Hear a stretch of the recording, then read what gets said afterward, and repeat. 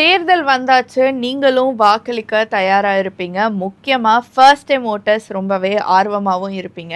ஆனா இந்த ஓட்டு ஏன் போடணும்? அதுவும் ஏன் கட்டாயமா போடணும்னு சொல்றாங்கன்னு தெரியுமா? அது ஏன் அப்படிங்கிறத நான் சொல்றேன். நான் ஸ்ருதி பாலசுப்ரமணியன், டிஎன்சி தமிழ் செய்தியாளர். ஓட்டு போடுறது அப்படிங்கிறது ஒரு ஜனநாயக கடமை. அந்த ஜனநாயகம் அப்படின்னா மக்களால் மக்களுக்காக நடத்தப்படுற ஒரு ஆட்சி. இந்த ஆட்சியில ஒவ்வொரு குடிமகனுக்கும் ஒரு பெரிய ஆயுதம் கொடுக்கப்படுது. அதுதான் வாக்குரிமை. இந்த வாக்குரிமைனா என்ன அப்படின்னா, அந்த மக்கள் அவங்களுக்கான பிரதிநிதிய, அவங்களுக்கான தலைவனை அவங்களே இந்த வாக்கு மூலியமா தேர்ந்தெடுக்கலாம். ஒரு வாக்குல என்ன மாறிட போகுது அப்படின்னு நினைச்சீங்கன்னா அது ரொம்பவே தப்பு. ஏன்னா பல தேர்தல்கள்ல ஒரு சில வாக்கு வித்தியாசத்துல ஆட்சியே மாறிய சரித்திரங்கள்லாம் இருக்கு. உங்களுடைய அடிப்படை உரிமைகள், கல்வி, வேலைவாய்ப்பு மற்றும் மாநிலத்தோட எதிர்கால திட்டங்களை யார் தீர்மானிக்கணும் அப்படிங்கிறத முடிவு செய்யற அதிகாரம் உங்க கையில தான் இருக்கு. வாக்களிக்கிறது அப்படிங்கிறது ஒரு கடமை மட்டும் இல்லை, அது நம்மளோட நாட்டோட எதிர்காலத்தை வடிவமைக்கிற ஒரு பொறுப்பு. இந்திய அரசியலமைப்பு சட்டத்தின்படி 18 வயது பூர்த்தி அடைந்த ஒவ்வொரு இந்திய குடிமகனுக்கும் வாக்குரிமை, சமமான வாக்குரிமை வழங்கப்பட்டிருக்கு.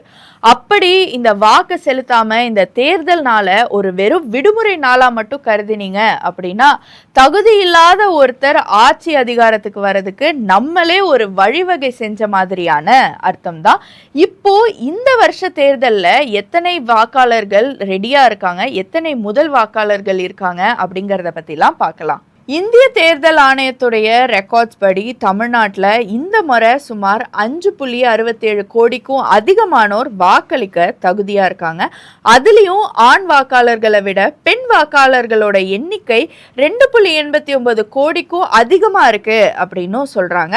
அதுல முதல் முறை வாக்காளர்கள் அப்படின்னு பார்த்தோம்னா இந்த தேர்தலில் ஏறத்தாழ 12.51 லட்சம் இளைஞர்கள் அவங்களுடைய முதல் முறையா ஜனநாயக கடமையை ஆற்ற இருக்காங்க. அதே மாதிரி கடந்த 2021 சட்டமன்ற தேர்தலில் தமிழகத்தில் 72.8% வாக்குப்பதிவு நடைபெற்றிருக்கு. ஆனா இந்த முறை 100% நடக்குமா அப்படின்னு பார்க்கணும். அதுதான் தேர்தல் ஆணையத்துடைய இலக்காவும் இருக்கு.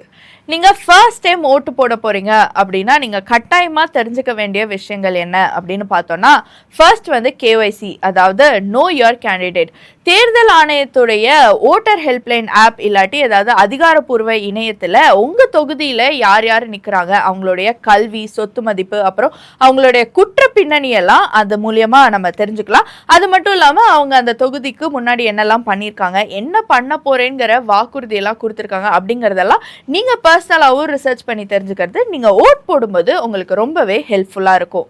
பணம் வேண்டாம், பணி வேண்டும். அதாவது உங்களுடைய வாக்குக்கு நீங்க பணம் வாங்குறீங்க அப்படின்னா அப்பவே நீங்க ஒன்னு தெரிஞ்சுக்கணும். என்னன்னா உங்களுடைய தொகுதியோட 5 வருஷ வளர்ச்சியை நீங்க அப்பயே வித்துட்டீங்க அப்படின்னு தான் அர்த்தம். ஸோ இந்த பணம் வாங்கி உங்களுடைய வாக்கை செலுத்தாம நேர்மையான வேட்பாளருக்கு நீங்க வாக்கு செலுத்தினால் மட்டுமே தான் உங்களுடைய எதிர்காலம் உறுதி செய்யப்படும்.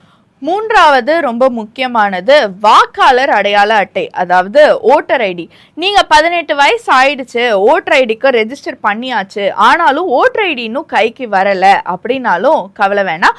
ஆதார் கார்டு, டிரைவிங் லைசன்ஸ் இல்லாட்டி பேங்க் பாஸ்புக் போன்ற ஒரு 12 அதிகாரப்பூர்வமான இந்த அடையாள அட்டைகளை வச்சு உங்களுடைய வாக்கை நீங்க செலுத்தலாம். ஆனா 18 வயசு ஆகியும் நான் ஓட்டர் ஐடிக்கெல்லாம் ரெஜிஸ்டர் பண்ணல, அப்படியும் நான் இந்த டாக்குமெண்ட்ஸ் எல்லாம் வச்சு ஓட்டு செலுத்தலாமா அப்படின்னு கேட்டா அப்படி செலுத்த முடியாது. ரெஜிஸ்டர் பண்ணி ஒருவேளை உங்க கையில ஓட்டர் ஐடி இன்னும் வரல அப்படின்னா மட்டும்தான் இந்த டாக்குமெண்ட்ஸை வச்சு உங்களுடைய ஓட்டை நீங்க போடலாம். இந்த தேர்தலில் போட்டிடுற யாருக்குமே எனக்கு வாக்களிக்க விருப்பம் இல்லை அப்படின்னாலும் உங்களுடைய ஜனநாயக எதிர்ப்பை தெரிவிக்கிறதுக்கு நோட்டா, அதாவது நன் ஆஃப் த அபவ்ல கூட வாக்களிக்க உங்களுக்கு உரிமை இருக்கு. ஆனா வாக்களிக்காம மட்டும், எந்த காரணத்துக்கு கொண்டும் வாக்களிக்காம மட்டும் இருந்துடாதீங்க. உங்களோட தொகுதி மற்றும் மாநிலங்களுடைய வளர்ச்சிக்காக சிந்திச்சு செயல்படுற ஒரு தலைவரை நீங்க யோசிச்சு தேர்ந்தெடுங்க. அதே மாதிரி ஏப்ரல் 23ஆம் தேதி கண்டிப்பா வாக்குப்பதிவு செஞ்சு உங்களுடைய ஜனநாயக கடமையை நிறைவேற்றுங்க. நான் ஸ்ருதி பாலசுப்ரமணியன், டிஎன்சி தமிழ் செய்தியாளர்.